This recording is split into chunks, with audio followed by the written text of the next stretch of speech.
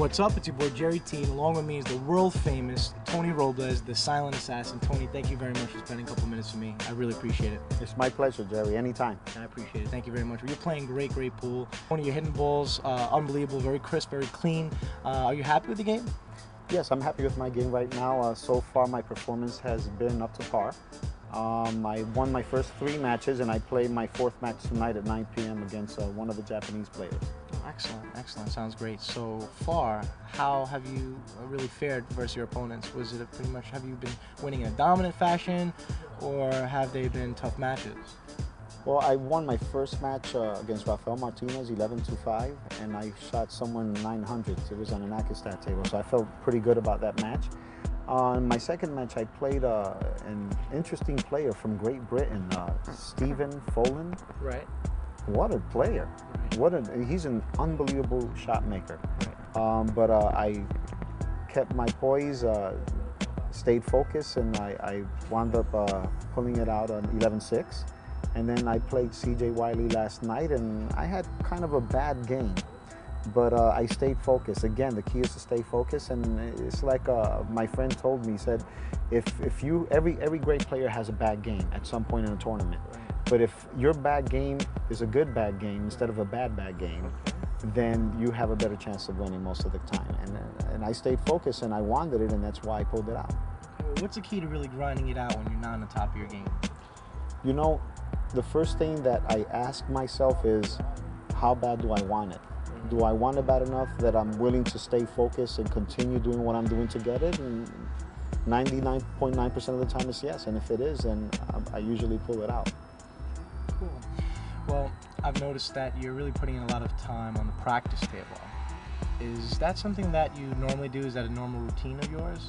No, I just recently started doing that, and I think that's one of the biggest reasons why I'm having more success on the green felt.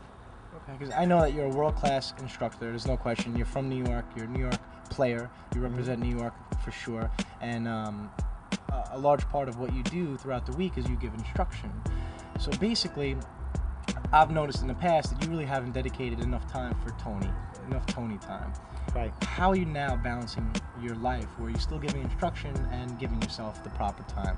Well, I actually cut back giving lessons, and I'm spending more time on the pool table practicing, so that's definitely made a big difference.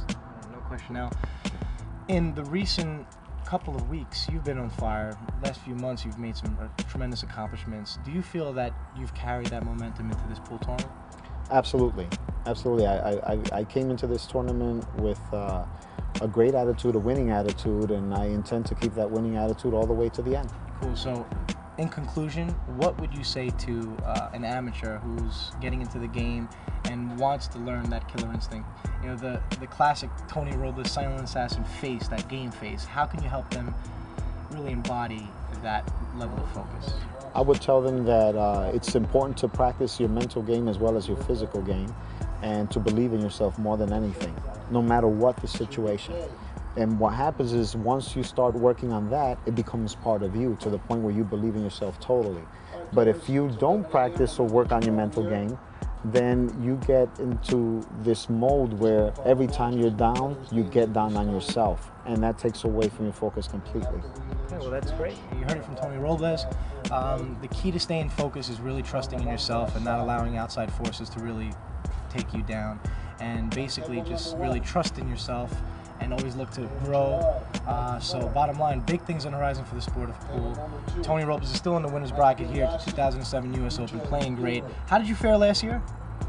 I believe it was the top 24. I'm not sure. I don't exactly remember. Out of 200 and over 30 players, so right now we have 233. Watch for Tony Robles to take this tournament down and earn that first green jacket. Thank you very much, Tony. It was truly a pleasure. Thanks. It's a pleasure. Here's some breaking news. Inside Pool Magazine can now bring the world's greatest players right to your front door. Subscribe to Inside Pool for the annual price of just $19.99. Each issue is action-packed with high-impact photos, tournament coverage, in-depth player profiles, and much, much more.